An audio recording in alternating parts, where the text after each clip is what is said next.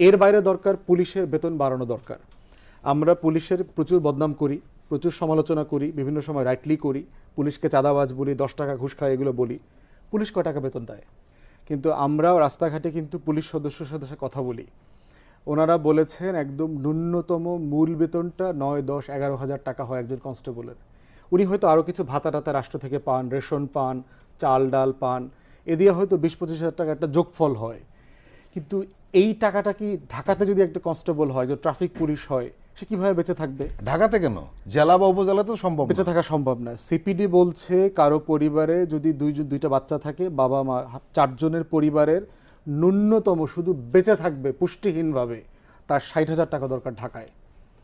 তাহলে সেই মানুষটা কেন ঘুষ খাবে না? তাকে তো আপনি দুর্ভিক্ষ অবস্থায় রেখেছেন। এর বাইরে দরকার পুলিশের বেতন বাড়ানো দরকার। আমরা পুলিশের প্রচুর বদনাম করি, প্রচুর সমালোচনা করি, বিভিন্ন সময় রাইটলি করি, পুলিশকে চাঁদাবাজ বলি, 10 টাকা ঘুষ খায়, এগুলো বলি। পুলিশ কয় টাকা বেতন দেয়? কিন্তু আমরাও রাস্তাঘাটে কিন্তু পুলিশ সদস্যের সাথে কথা বলি। ওনারা বলেছেন একদম ন্যূনতম মূল বেতনটা 9, 10, 11 হাজার টাকা হয় একজন কনস্টেবলের। উনি হয়তো আরও কিছু ভাতা টাতা রাষ্ট্র থেকে পান, রেশন পান, চাল ডাল পান, এ দিয়ে হয়তো 20-25 হাজার টাকা একটা যোগফল হয়।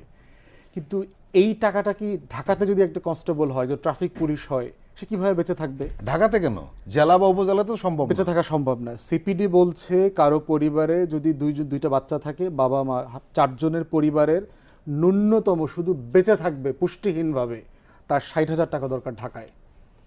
তাহলে সেই মানুষটা কেন ঘুষ খাবে না? তাকে তো আপনি দুর্ভিক্ষ অবস্থায় রেখেছেন।